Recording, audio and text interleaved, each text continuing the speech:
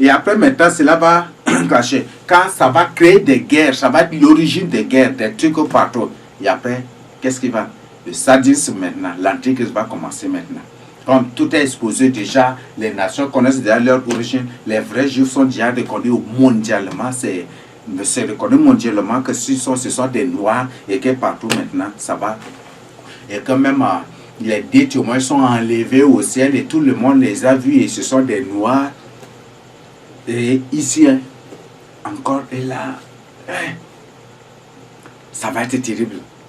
Et maintenant, qu'est-ce que l'antichrist va faire? L'antichrist va jouer maintenant.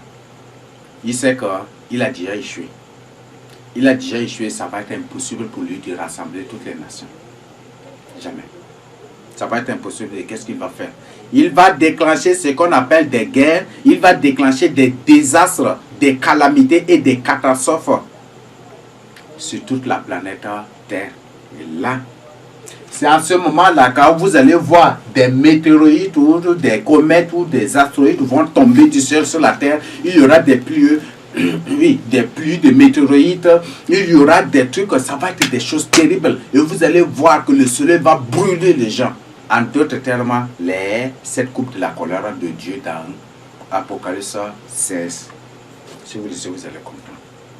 Peut-être vous allez dire, non, mais c'est Dieu lui-même qui va frapper directement. Non, ce n'est pas Satan. Le Seigneur Jésus-Christ, Dieu a clairement dit que l'Éternel et les instruments de sa... La Bible a carrément qualifié l'Antichrist d'un instrument de la colère de Dieu. En d'autres termes, Dieu va se servir. Il va se servir de l'Antichrist pour frapper ceux-là qui l'ont rejeté, qui l'ont blasphémé, qui l'ont rejeté, qui ne l'ont pas accepté et qui n'ont pas mis, qui ne vivent pas dans sa parole. Donc, Dieu lui-même va donner, en d'autres termes, Dieu lui-même va donner OK à l'Antichrist et l'Antichrist va faire maintenant tout ce qu'il veut faire. Et c'est ça. Et à la fin, c'est 2 tiers de l'humanité qui sera exterminée de la surface de la terre. Donc, après l'enlèvement, il y aura un recensement mondial. Après l'enlèvement de l'église des saints, il y aura un recensement mondial. Donc, après ce recensement mondial, c'est après. Donc, le monde, le nombre de la population mondiale sera connu. Bon, même s'ils vont cacher. Mais je vous dis que selon les codes bibliques, le nombre de la population mondiale, ça va être fortement élevé. Ça va être fortement élevé. Ça va être fortement élevé. Et là, on peut se référer, bon, ce n'est pas l'occasion, mais ça va être fortement élevé. Parce que à la Troisième Guerre mondiale, 1 tiers va être supprimé, ça va rester 2 tiers, n'est-ce pas? Et parmi les 2 tiers, il y aura des élus qui seront enlevés. Et le reste maintenant, après, dans les 2 tiers, ça va réformer et après, on va voir que c'est 2 tiers qui partira. Donc, si par exemple, la population mondiale est de 21 milliards, pendant la Troisième Guerre mondiale, 7 milliards va périr. N'est-ce pas? 7 milliards seront tués. Et après, il y aura l'enlèvement. Et si après l'enlèvement, la grande tribulation, si c'est 14 milliards qui restent, ça c'est un exemple, 14 milliards qui restent, dans 14 milliards, c'est 2 tiers qui va, dans les 14 milliards, c'est 2 tiers qui périra. Donc, 14 divisé par 3, c'est combien? On a, c'est 3 milliards quelques, non, 4 milliards quelques, 4 milliards quelques, donc 14 divisé par, donc en d'autres termes, c'est presque 9 milliards qui partira. Presque 9 milliards. Donc, ce sont ceux-là. Et ça va être très petit seulement. C'est ce que la Bible dit, que l'humanité sera, les hommes seront rares à la surface de la terre. C'est ce que la Bible a dit. Donc, c'est ce que je tiens à partager avec vous. Donc, ça va déclencher les fléaux, ça va déclencher maintenant des catastrophes. Tout cela là va être l'origine des déclenchements sadiques, orchestrés, ordonnés de l'Antichrist, hein, des catastrophes, des calamités, des désastres, de toute forme de fléaux, toutes sortes de désastres. Et là, ça va être terrible.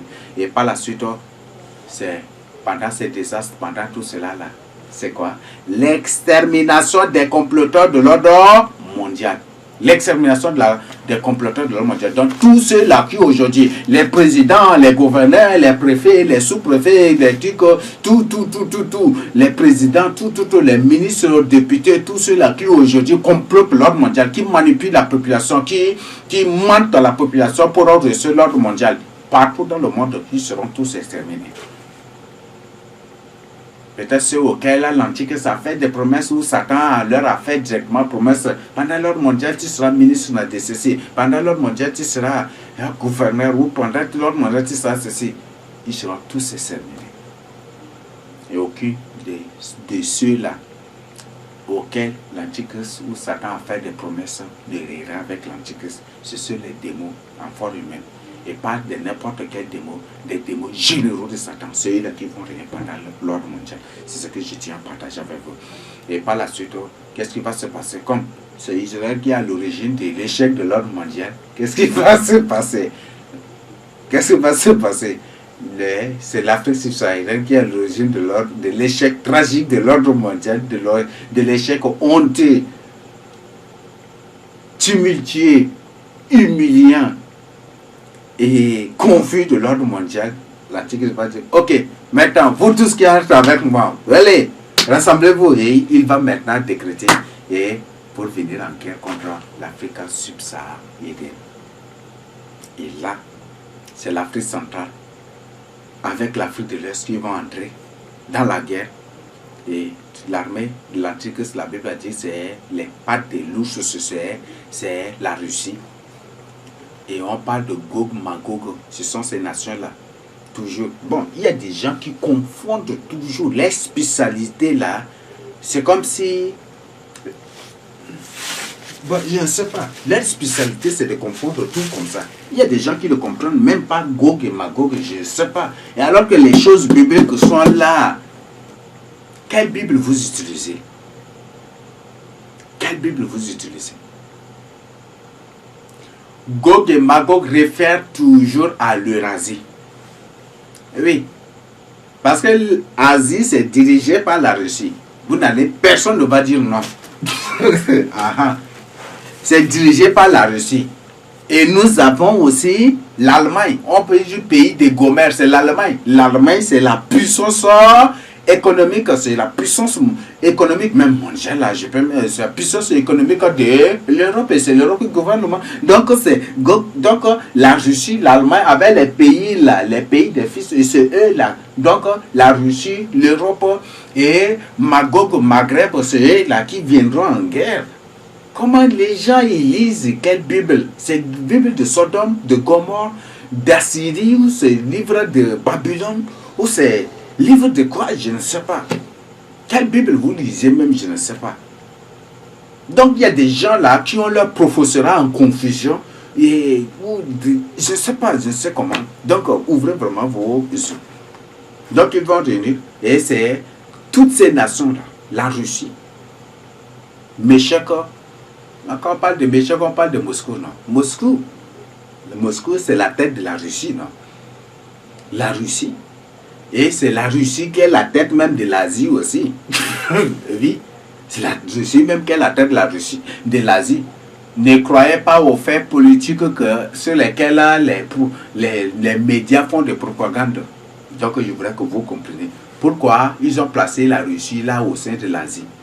Pourquoi ils ont placé Moscou, Méchec qui est le fils de Japhet, le fils de l'Europe, pourquoi ils l'ont placé au sein de l'Asie? C'est pour contrôler, c'est pour que ça soit lui qui soit la tête de l'Asie. Donc c'est lui là qui va contrôler. D'ailleurs même, si vous suivez, la Chine est déjà rattachée à la Russie. Ils ont fait un pont déjà pour relier, c'est pour se devenir un seul pays dirigé par qui? Par Moscou qui est la tête même du communisme. Vous voyez ça? Comment vous lisez? Je ne sais pas. On parle de Gomère. Moscou, c'est le fils de l'Europe. C'est le fils de Japheth aussi. Et Gomer, c'est lui le grand frère. Donc, c'est l'Europe ayant en tête la Russie, ayant en tête l'Allemagne, avec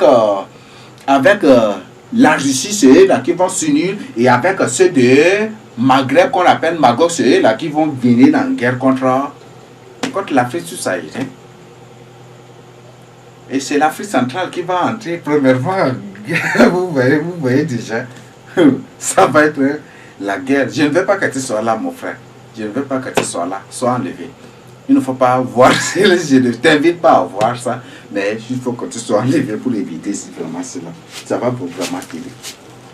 Donc c'est ce que je tiens à partager avec vous. Donc ils vont venir en guerre et ça va être aussi après cette guerre, le but de ce rassemblement. Après, ils vont déclencher des tremblements de terre et après ça va, et par la suite ils vont entrer en guerre contre l'Afrique subsaharienne. L'Afrique centrale avec l'Afrique de l'Ouest vont entrer premièrement en guerre et par la suite les autres aussi vont, et l'autre reste de l'Afrique subsaharienne va entrer aussi en guerre aussi pour soutenir leur frère du royaume de Juda et par la suite ils seront vaincus comme c'est le jugement de Dieu.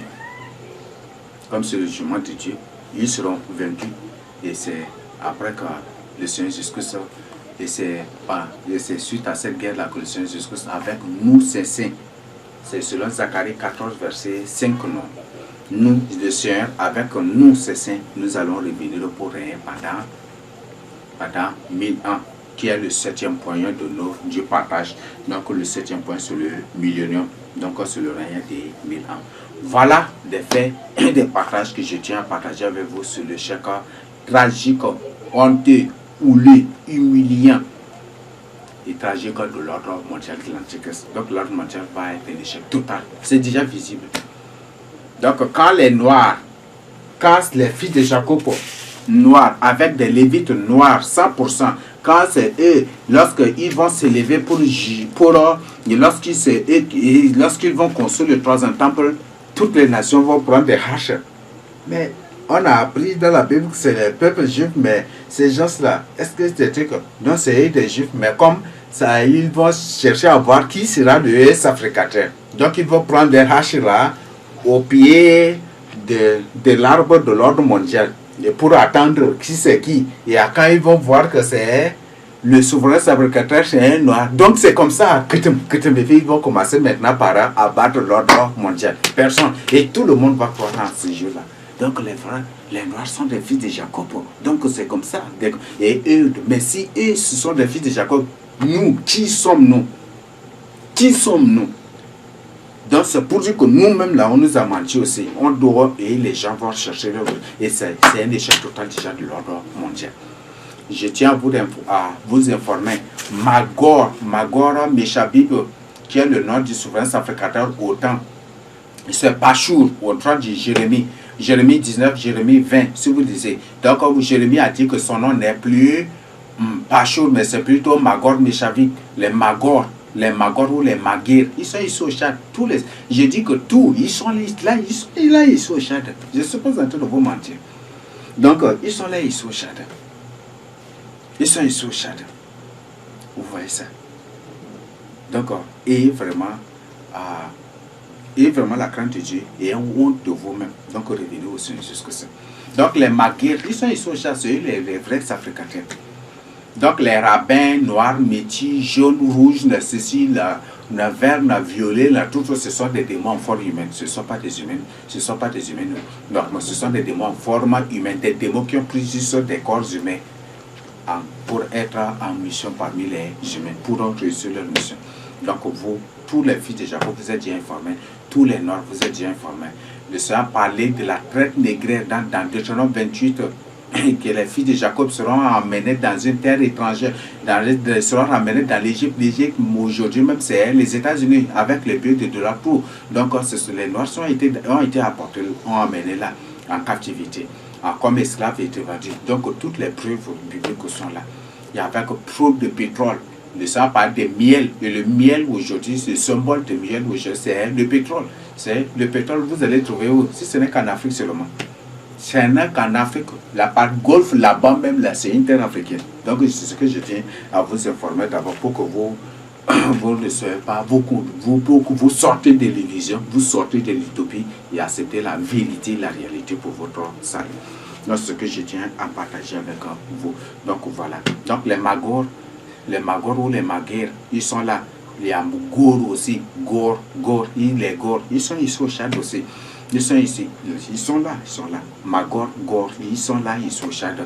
Nous avons, avec les Nanda, nous avons les fils, les Mouchi ou les Moussei, ils sont là au Tchad. Nous avons beaucoup, il y a Ouri, c'est à l'extrême nord là-bas, à côté de Our, de Gardé là. À l'extrême nord, il y en a ici au Tchad. Ils sont par les fils, les soeurs, mais les atomies. Même il y a les Daï, Kotngoro, il y a des Daï qui sont des Lévites. Ils sont là, il y a ici au Tchad aussi. Il y a les fils de Lévi, comme ils sont dispersés partout, le Seigneur a ordonné qu'ils soient partout parmi les autres tribus, comme des juges, des magistrats, et puis et c'est ça, non. C'est ce que le roi Ézéchias a fait les autres rois aussi. Donc c'est ce que je vous donne. Donc les fils de Lévi sont partout, mais les vrais sacrificateurs sont ici au Tchad. C'est ce que je tiens à vous informer. C'est eux là qu'on s'appelle des Maguires.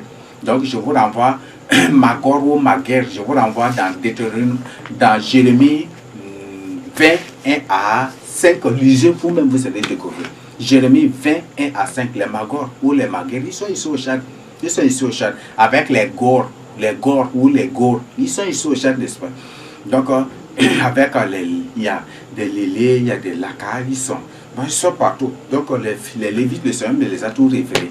Donc, il y a certains aussi qui sont, comme sur l'ordre du Seigneur, le Seigneur a ordonné qu'ils soient établis parmi les autres tribus. C'est pour ça qu'on trouve aussi d'autres Lévites partout. Mais les sacrificateurs, comme c'est au temple que doivent se trouver les sacrificateurs. Donc c'est pour ça qu'on trouve qu'on voit les vrais sacrificateurs sont ici au Tchad, tandis que les Lévites sont partout en Afrique subsaharienne. Donc c'est ce que je viens à partager avec vous.